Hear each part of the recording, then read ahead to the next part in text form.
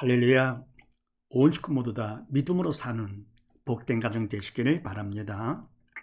오늘 말씀은 히브리서 2장 1절로 10절 말씀이 되겠습니다.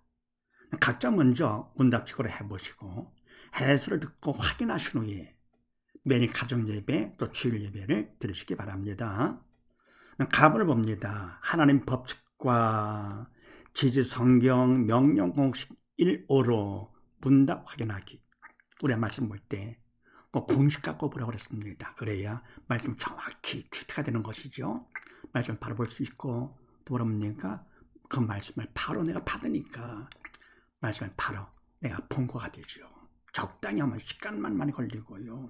바로 하지도 못하고 공식 갖고 보는 거 명심하시면서 자 1절 말씀에서 더 간절히 삼갈지니 하나님 기뻐하십니까? 기뻐하시죠.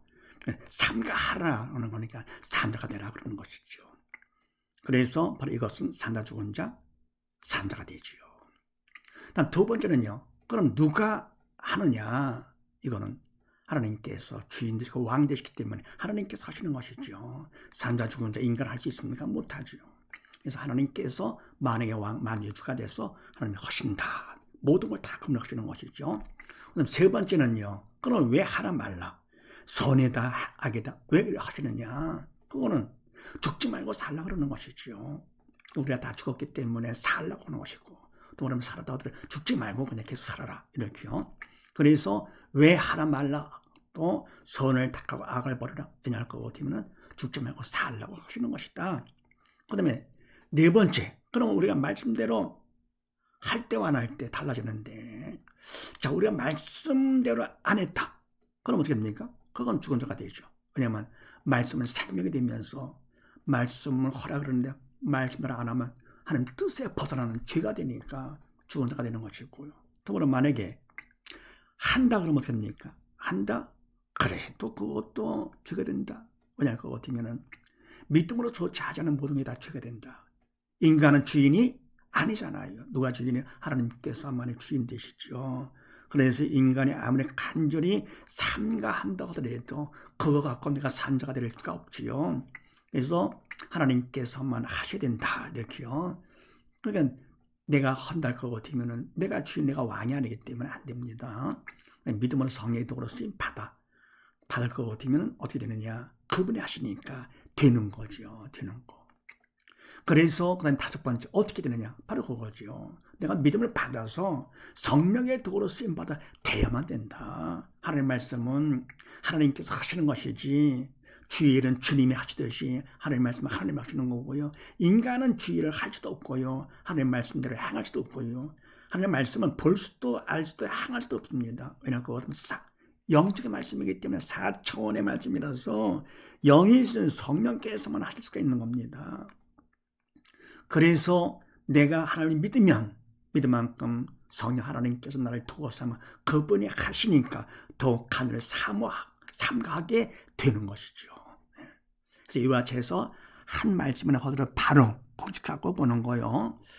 그 다음에 또 나문을 봅니다. 지지 문제 해결 공식 17로 문답 확인하기. 자, 하나님의 말씀은 우리가 인간할 수가 없잖아요. 그러니까 간절히 삼가한다? 안 되죠. 인간 입장에서는 문제가 되면 영적인 문제가 되죠. 이거 말고도 뭡니까? 삶의 문제가 많잖아요.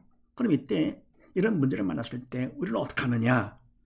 보통 우리는 문제가 괴로우니까 고통에서 벗어나는 것을 문제 해결을 하는데 천만에 그게 아닙니다.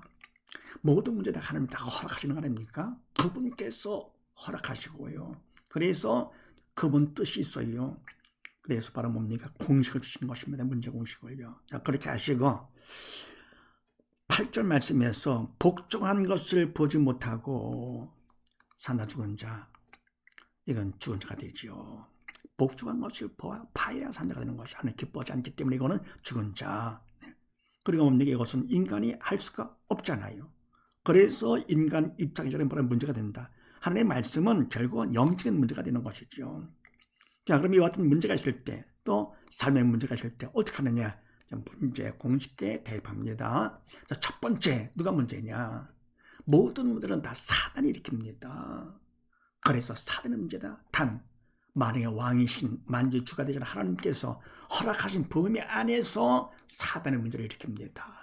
사단은 지구의 왕, 하나님께서만 온 우주를 창조하신 위대하신 하나님.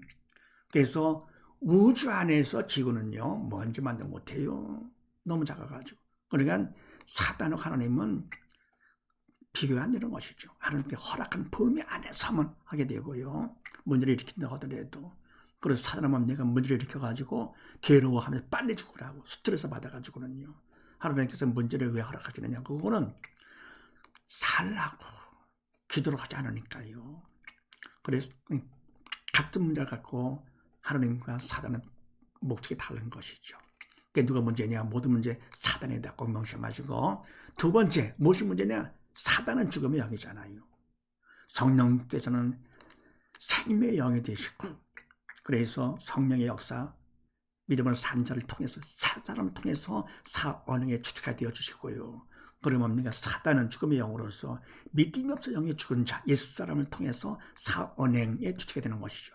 내 생각 내가 하는 것이 아니고 내 말 내가 하는 것이 아니죠. 인간은 절대로 주인 될 수가 없지요. 그래서 내가 믿음이 있으면은 성령께서 주신 생각과 말과 행동을 하게 되는 것이고 그동안 믿음 없다 할 거고 되면 사단이 시키는 대로 그냥 되는 것이죠. 그래서 원수를 우리가 미워할 수가 없습니다. 사랑하는 것 불쌍하니까요. 그래서 무엇이 문제냐. 두 번째 믿음이 없어 영이 죽은 것이 문제다. 세 번째 해답은 뭐냐. 답은 예수님께서 답이 되십니다. 십자가에 돌아가시면서 다 이뤘다 하셨죠. 이때 다는 영적인 것, 육적인 모든 문제의 답입니다. 다다. 바로 예수님께서 뭡니까? 이 땅에 오신 것이 우리를 위해서 답으로 오신 분 아니십니까? 우리의 모든 질병 때문에 자책을 맞으시고 우리의 모든 저주 때문에 가시관 쓰임 당하시고 우리의 모든 죄와 사망 때문에 십자가에 달려 돌아가신 것이죠. 그리고 다 이뤘다 하시고 승천하셨습니다. 그래서 바로 예수님만이 답입니다. 다른 건 답이 없습니다. 무슨 다른 종교에서 아무개가 어쩌고 아닙니다. 글쎄 보이죠. 그래서 예수 오직 한 분. 그런데 그분을 내가 믿음을 받아야 그래야 나의 답이 되죠. 딴청합니다. 그럼 어떻게 됩니까? 나는 상관없는 것이 되는 것이죠. 그래서 답이 예수님 한 분이시기 때문에 예수님만 다 잡고 있으면요 세상 문제 다 끝나는 거예요. 답이 있으니까. 답이 있으니까 문제는 문제가 아니죠. 그 다음에 네 번째 우리가 할 일이 바로 뭐냐. 할 일은요 사실 우리가 문제가 있을 때 누가 문제냐 그러면 사단입니다. 무엇이 문제냐. 믿음이 없어 영이 죽은 것입니다. 답은 뭐냐. 예수 믿음입니다. 그럴 것 같지가 않아요. 그런 생각이 안 듭니다. 왜냐. 사단이 그걸 방해하기 때문에 그렇습니다. 그래서 하나님의 도움이 필요하기 때문에 네 번째 할 일이 있어요. 기도를 도움을 청하는 것이죠. 곧 간절한 기도로다. 너는 내게 부르짖어라. 그래 응답을 해주신다 그랬습니다. 심각한 문제이기 때문에 그가 비밀한 일, 영적인 일을 보여주신다 그랬지요. 쉬지 말고 우리는 기도하라고 그랬습니다. 왜요? 세상은 사단의 왕이기 때문에 하나님의 도움 쉬지 않고 받아야만 살 수 있는 거. 또 하나님께서 뭡니까? 도와주신다고 했잖아요. 기도하라고 하셨잖아요. 그래서 쉬지 말고 기도하되 영적 호흡이죠. 숨쉬는 거. 그리고 부르짖는 기도가 중요합니다. 그럼 내용은 뭐냐? 내용은 답을 구해야 되겠죠. 나의 믿음 없음을 도와주시옵소서. 믿음이 없어 영이 죽은 것이 문제가 되기 때문에 답을 구합니다. 그래서 나의 믿음 없음을 도와주시옵소서. 또는 뭡니까? 죄 때문에 영이 죽었으니까 나의 죄를 용서해 주시옵소서. 같은 거지만 나의 믿음 없음을 도와주시옵소서. 기도하시고요. 다섯 번째, 언제까지 하느냐? 응답 받을 때까지 해야 되겠죠. 응답 받은 거, 믿음 받을 때까지. 뭘 아시느냐? 마음의 방광으로 알 수가 있습니다. 왜냐하면 그거 같으면요, 믿음을 내가 받을 것 같으면 믿음을 통해서 주님이 내 마음에 들어오시거든요. 믿음만큼. 그만큼 사단은 떠나게 되고 부정적인 마음은 떠나게 되는데 바로 예수님은 생명의 동시에 평강의 주님이시잖아요. 그래서 믿음만큼 주님이 내 마음에 들어오시기 때문에 생명이 들어오시니까 내가 영의 산자가 되는 것이고요. 더불어 평강의 주님이시기 때문에 부정적인 마음은 떠나가고 긍정적인 마음, 기쁨과 감사가 넘치게 되는 것이죠. 그러니까 문제가 있어서 근심돼가지고 하늘에 부르짖어 기도했더니 이 상황에 대한 평강이 옵니다. 응답받은 겁니다. 믿음 받은 증거가 되죠. 그런데 눈에 보니까 문제가 아직도 있어요. 걱정하지 마세요.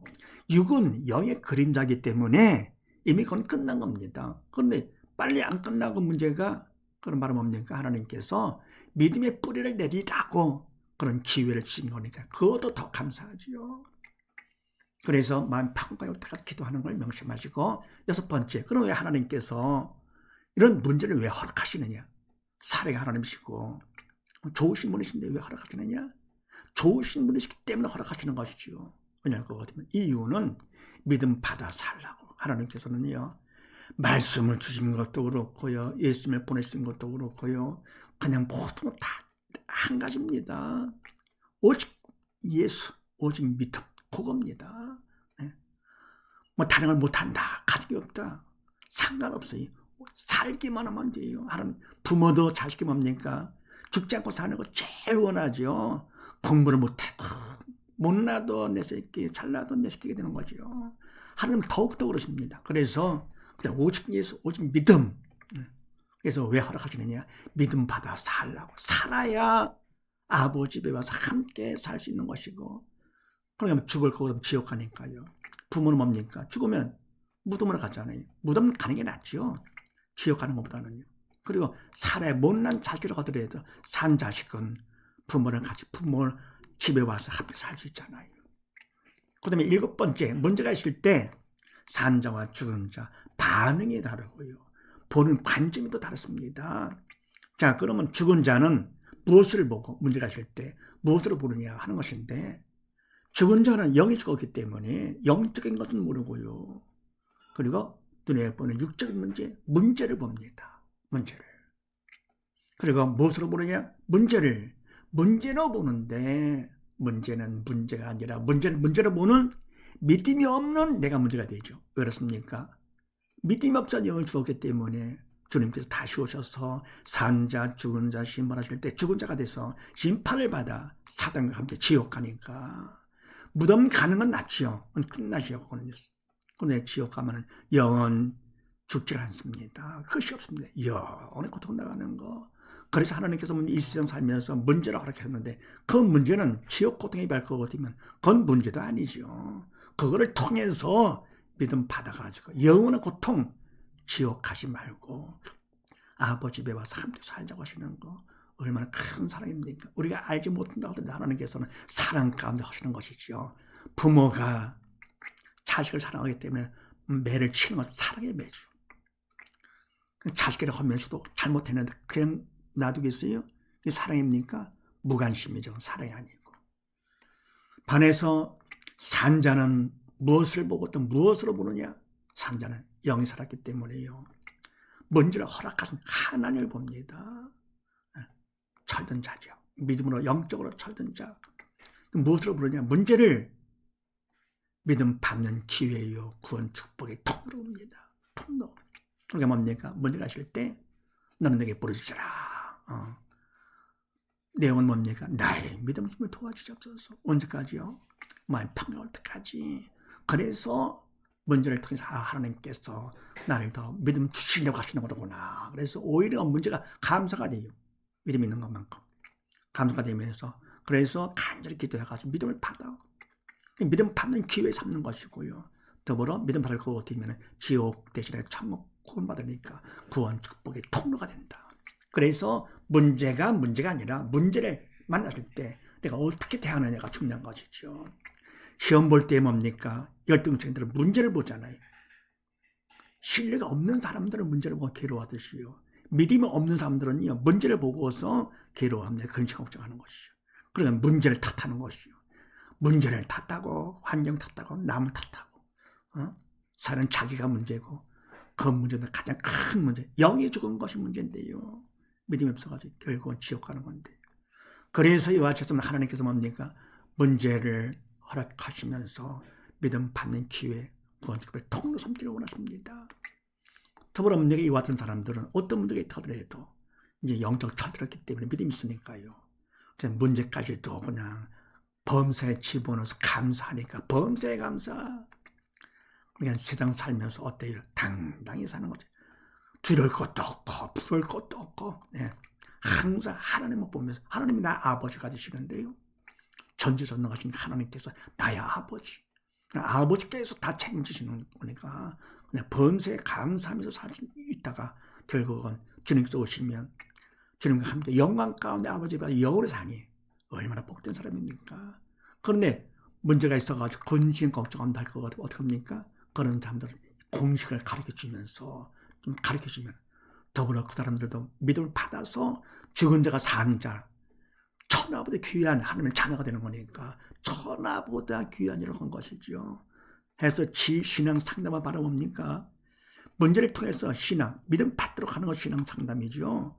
문제의 고통에서 벗어나게 하는 거 당장은 주어볼지 몰라도 그건 오히려 뭡니까? 하나님의 일을 방해하는 거가 됩니다. 하나님께서 문제를 허락하신 것은 믿음 받아 살라고 한 것인데 문제 고통을 벗어나기 아니죠. 그래서 우리가 마치 문제가 있을 때 바로 문제 공식 꼭 활용해가지고 어떤 문제든지 다 정목하고 지배가 다스리는 것이죠. 세상에 문제가 많다고요? 세상에 널린 것이 바로 기회입니다. 그것도 어떤 기회냐? 가장 귀한, 금보다 귀한 믿음 받는 기회. 살만나죠.